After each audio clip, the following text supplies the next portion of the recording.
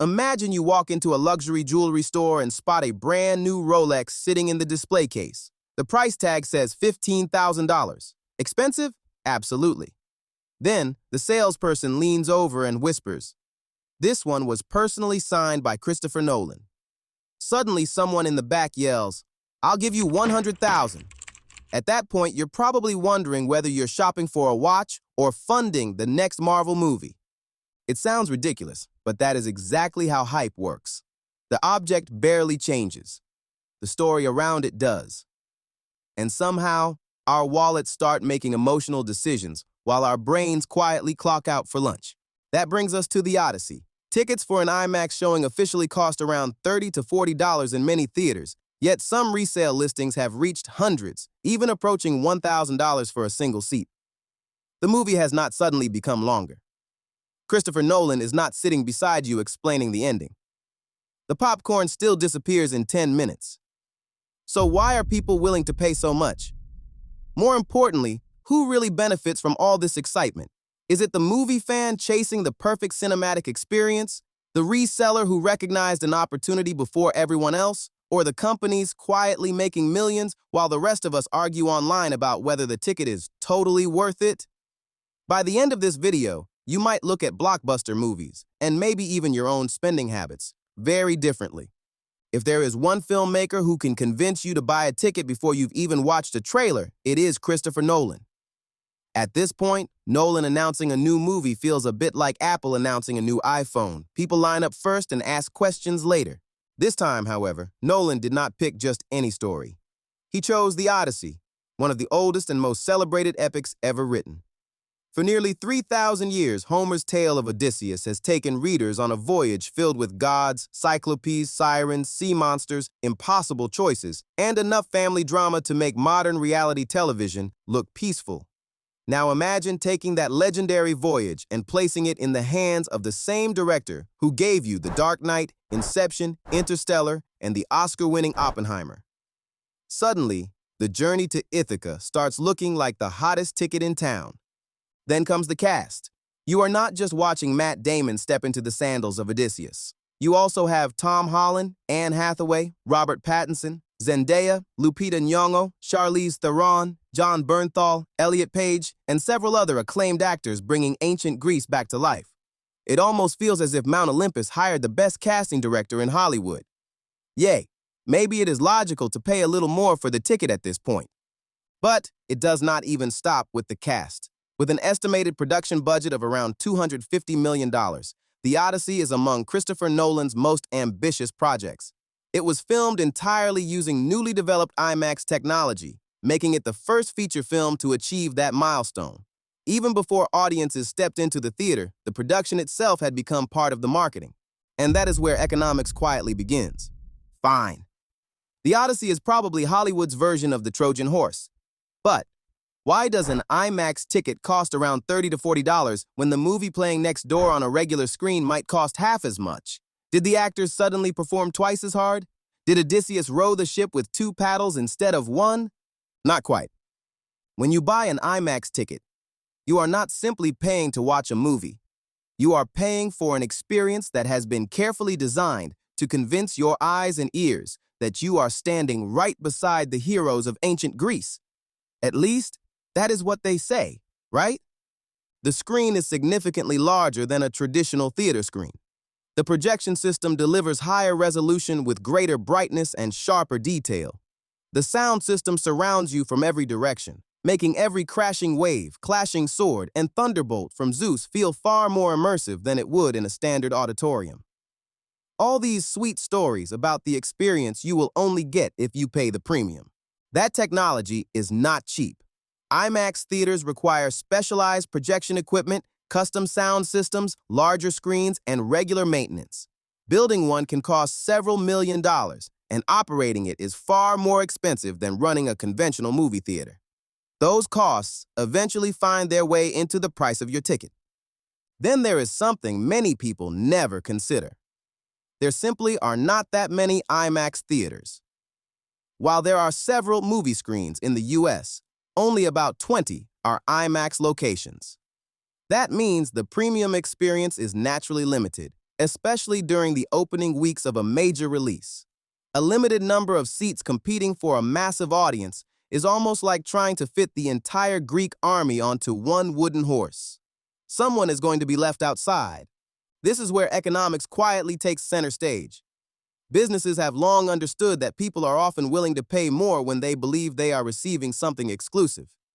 Airlines sell business class. Hotels sell luxury suites. Coffee shops somehow convince us that adding whipped cream is worth another few dollars. The product may be similar, but the experience feels different. And feelings, as it turns out, can be remarkably profitable. The irony is that $30 or $40 is not necessarily expensive because of what you receive. It is expensive because millions of other people believe it is worth receiving. That belief is what transforms an ordinary movie ticket into a premium product. And as you're about to see, once demand becomes strong enough, even $40 starts looking like a bargain. Now comes the part that sounds completely ridiculous. Imagine you finally decide to book your IMAX ticket. You have accepted the painful reality that you are about to spend $40 on a movie. You open a resale website, confident that you are financially prepared. Then you nearly drop your phone. $100, $200, $400. In some cases, listings have even approached $500 for a single ticket during periods of extremely high demand. At that point, you are no longer asking whether the movie is good. You are asking whether Odysseus himself is rowing you to the theater. So, what happened? Did Christopher Nolan secretly add another hour to the film? Did Zeus personally install a surround sound system inside the auditorium? Is Matt Damon going to pause the movie halfway through and thank you for supporting cinema? Of course not.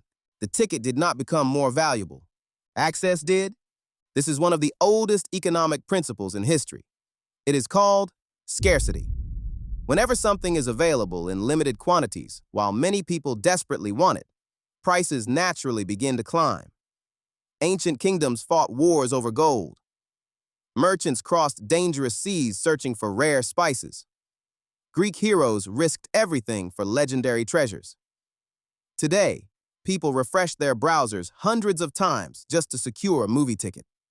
Human nature has not changed very much. The reason these resale prices exist is surprisingly simple.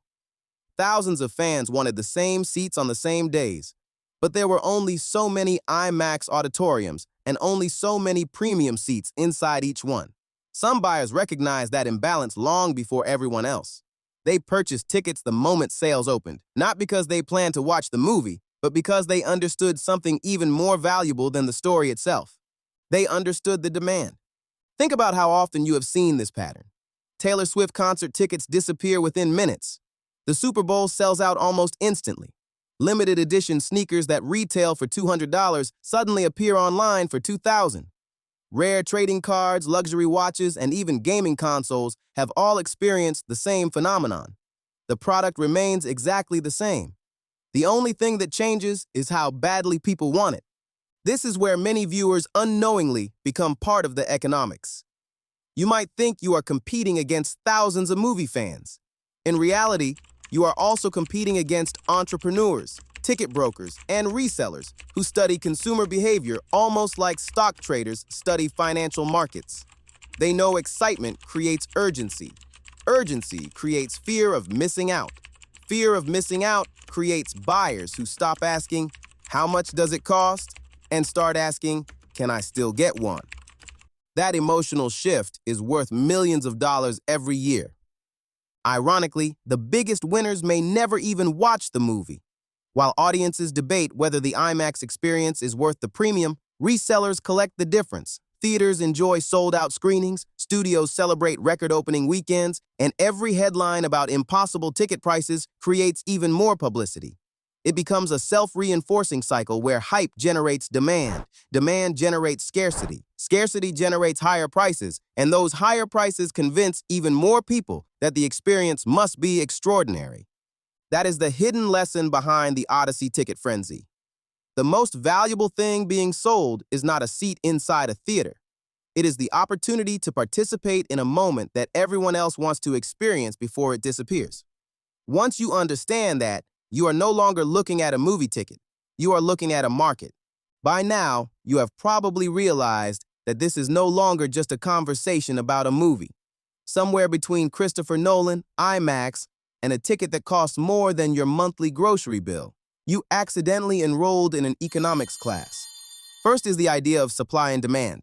Let's say Zeus makes a royal announcement across Mount Olympus. Only 100 mortals may witness the greatest story ever told. What happens next? Nobody politely forms a neat little queue. Kings would empty their treasure rooms. Merchants would sail across the Aegean Sea. Even Odysseus might postpone his journey home just to secure a seat. The invitation has not become valuable because Zeus added gold to it. It became valuable because not everyone could have one. When lots of people want something and only a few can get it, the price naturally rises. Millions wanted the full IMAX experience.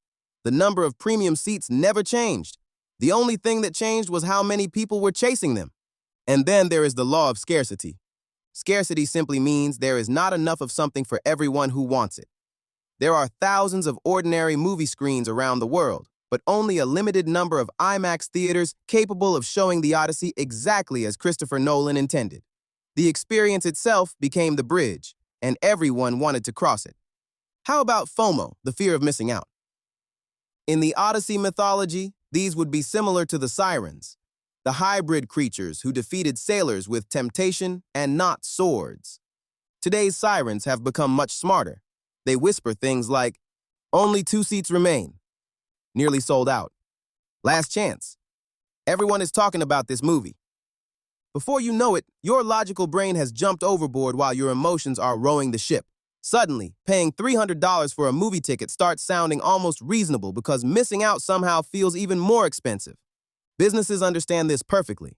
Fear of missing out is one of the strongest economic forces ever discovered because it convinces perfectly rational people to make wonderfully irrational decisions.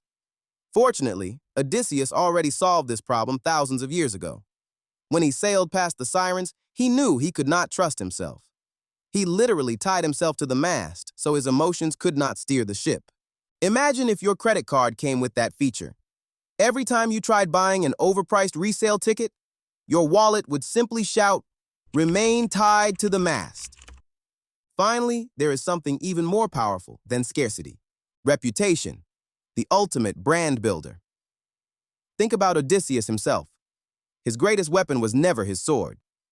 It was his name, the brand.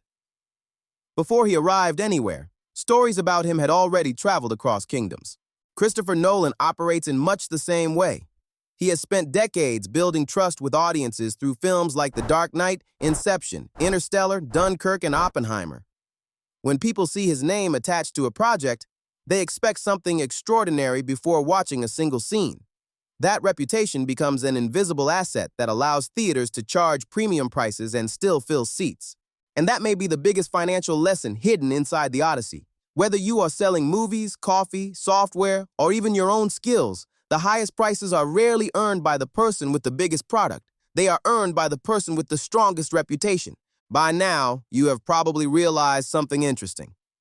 The biggest opportunity surrounding the Odyssey was never sitting inside the theater. It was happening all around it. Think about it. While thousands of people were busy debating whether an IMAX ticket was worth $30 or $300, someone else was quietly asking a completely different question. How can I benefit from all this excitement? That is usually the question that separates consumers from opportunity seekers. The first opportunity was hiding in plain sight. Every time a blockbuster like the Odyssey arrives, there is an entire business ecosystem making money long before the opening credits begin. Movie theaters earn from premium ticket sales. Concession stands sell popcorn at prices that would make King Midas blush. Film studios collect box office revenue. IMAX benefits from every premium screen that sells out. Even nearby restaurants and parking garages often enjoy a surge in customers. While audiences focus on the heroes sailing toward Ithaca, businesses are quietly counting their own treasure. Then there were the resellers. Some people recognized that demand would far exceed supply. They secured premium seats as soon as tickets became available, not because they desperately wanted to watch the movie first, but because they understood one simple economic principle. Scarcity creates value. Once those coveted seats became harder to find, the tickets themselves became valuable assets. In other words, they were no longer selling a seat. They were selling access to an experience that thousands of other people suddenly wanted. Now, before you start dreaming of becoming the next ticket-flipping millionaire, remember that resale markets come with risks, legal restrictions, and platform rules that vary by location. The bigger lesson is not about reselling tickets. It is about recognizing demand before everyone else does. Markets have always rewarded people who notice opportunities early, whether they involve collectibles, technology, real estate, or entertainment. Perhaps the most overlooked opportunity of all was content creation. While millions were searching for trailers, reviews, theories, behind-the-scenes footage, cast interviews, and ending explanations, creators were producing videos, articles, podcasts, newsletters, and social media posts that answered those questions. Every search represents attention, and in today's economy, attention is one of the most valuable currencies in the world. Christopher Nolan created the movie, but thousands of creators built businesses simply by helping audiences understand it. There is another lesson hiding beneath the surface, and it has nothing to do with Hollywood. Ask yourself why people willingly paid so much more for one particular movie.